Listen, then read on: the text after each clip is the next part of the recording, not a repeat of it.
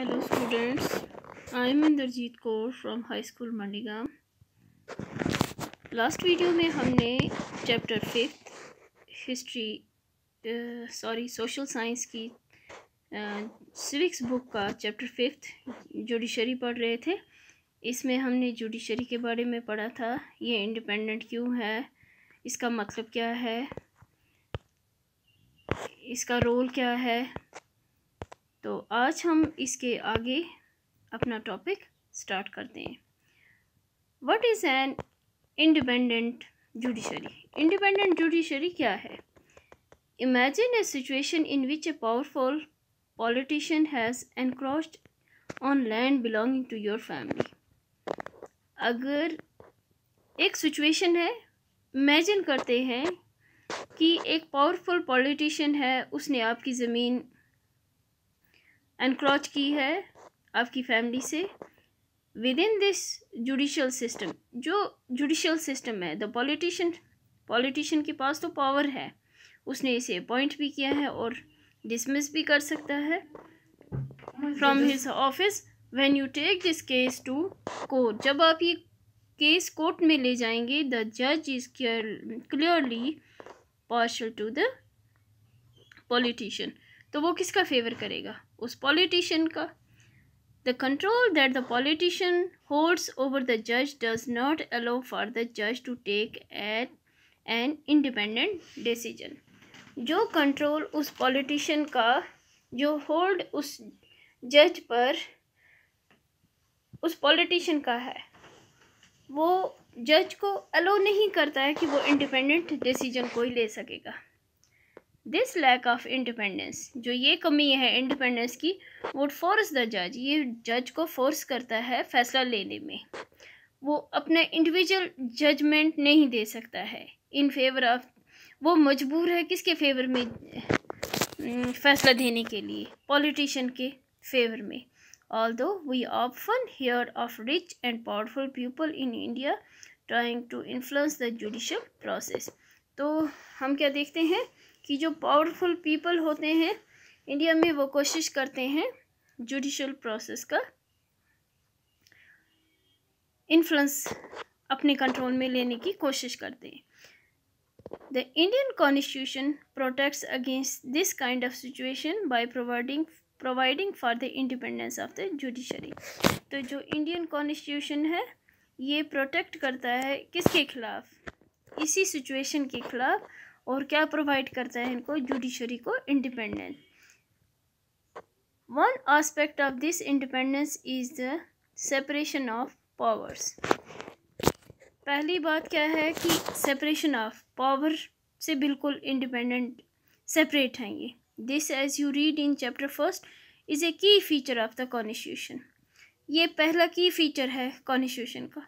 What this means, इसका क्या मतलब है? Here is that other branch of government, जो हैं ब्रांच हैं, जो दूसरी महकमे हैं, जो दूसरे डिपार्टमेंट हैं गवर्नमेंट के, the legislature and the executive, जो दूसरी ब्रांच हैं गवर्नमेंट की, can not interfere in the work of the, वो इंटरफियर नहीं कर सकते हैं किसके? जुडिशरी के कामकाज में। कौन नहीं कर सकते हैं? लेजिस्लेचर और executive. The courts are not under the government and do not act on their behalf.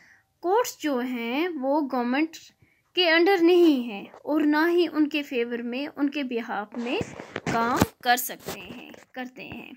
For the above separation to work well, it is also crucial that all judges in the High Court as well as the Supreme Court are appointed with very little interference.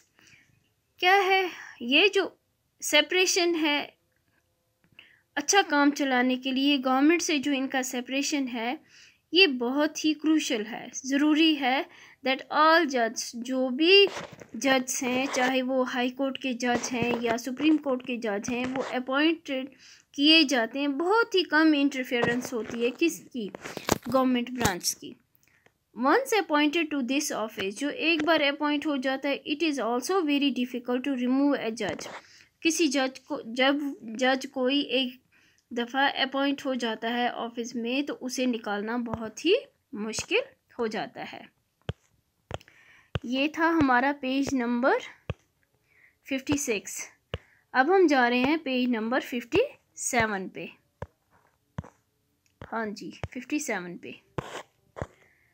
It is the independence of the judiciary. ये independent आज़ादी है judiciary की, जज की, court की, that allows the courts to play a central role in ensuring that there is no misuse of power by the legislature and the executive। ये आज़ादी है जुडिशरी की जो अलाउ करता है इनको कोर्ट में अपना एक अहम रोल प्ले करने के लिए, जिससे इनको यकीन रहता है कि इनका मिसयूज़, इनकी ताकत का मिसयूज़ ना लेजिस्लेचर करेंगे ना ही एग्जीक्यूटिव करेंगे। It also plays a crucial role in protecting the fundamental rights of citizens। और इनका बहुत बड़ा अहम रोल है ये प्रोटेक्ट करना क्या, फंडामेंटल जो बेसिक राइट्स हैं सिटीजन्स के। Because anyone can approach the courts, हर कोई कोर्ट अप्रोच कर सकता है if they believe that there है, अगर किसी को भी शक पड़ता है कि उनके जो फंडामेंटल राइट्स हैं उनकी वायलेशन हो रही है तो वो कोर्ट तक जा सकता है। What is the structure of courts in India? India में क्या स्ट्रक्चर है, क्या स्ट्रक्चर है इंडिया में इंडियन कोर्ट्स का? यहाँ पे हम ये समझने की कोशिश करेंगे कि ये कोई बिल्डिंग या कुछ इस तरह का नहीं है। इसमें है कि इसमें ये बताने की कोशिश की जा रही है कि पहले कौन सी कोर्ट है, उसके ऊपर कौन सी कोर्ट है और उसके ऊपर कौन सी कोर्ट है।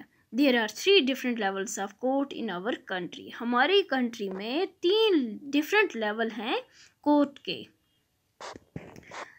There are several courts at the lower level.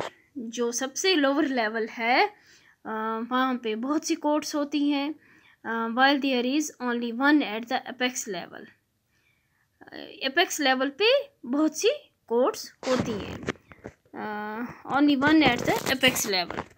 the courts that most people interact with are what are called subordinate or district courts। जहाँ पे बहुत ज़्यादा इंटरेक्शन रहता है लोगों का उसे सबॉर्डिनेट या डिस्ट्रिक्ट कोर्ट्स कहते हैं। These are usually at the district और तहसील लेवल। ये कोर्ट जो होती है ये अक्सर किस पे होती है, डिस्ट्रिक्ट लेवल पे होती है या तहसील लेवल पे होती है, और इन टाउन या किसी टाउन में कस्बे में भी होती है। And they hear many kinds of cases, और यहाँ पे बहुत से किस्म के केसेस सुने जाते हैं। Each state is divided into districts. हर स्टेट डिवाइडेड है डिस्ट्रिक्ट्स में that are presided over by a district जज। तो उसका एक डिस्ट्रिक्ट जज भी होता है। Each state has a high court. तो हर एक स्टेट का अपना एक हाई कोर्ट होता है। Which is the highest court of that state. जो जहाँ पे जो हाई कोर्ट होता है ये हाईएस्ट कोर्ट होती है किसकी, स्टेट की। At the top is the supreme court. जो सबसे टॉप पे होती है वो वहाँ पे वो क्या होती है, वो सुप्रीम कोर्ट होती है। That is located in new Delhi and is presided by over by the chief justice of India. तो इसे कौन चलाता है, ये किसके अंडर होती है, किसका कंट्रोल होता है, चीफ जस्टिस ऑफ इंडिया।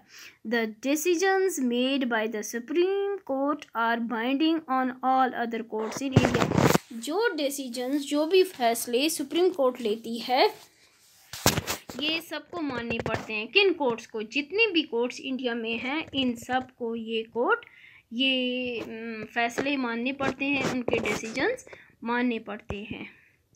यहाँ पे ये देखें आपको, the structure of the courts from the lower to the highest level is such that it resembles a pyramid. ये एक पिरामिड की तरह ही है। Having read the description above, can you fill out which type of courts would exist at what level in the following diagrams। इस court में देखें जो यहाँ पे है, यहाँ पे जो है यहाँ पे आ गई सुप्रीम कोर्ट।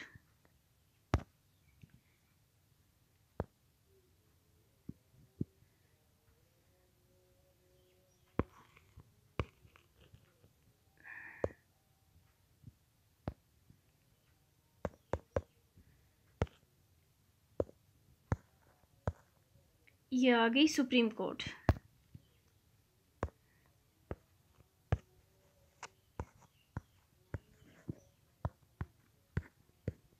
ये एक ही होती है, ठीक है।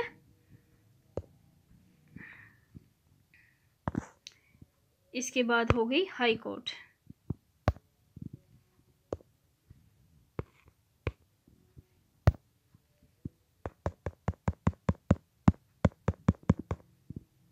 यहाँ पे आ गई हाई कोर्ट।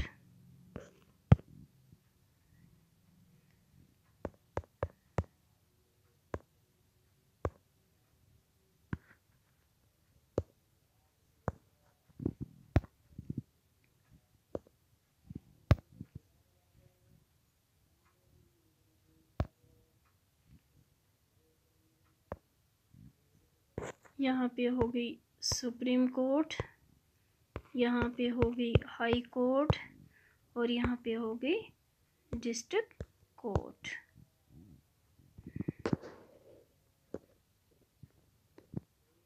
और बाकी कोर्ट भी होती हैं लोअर लेवल पे।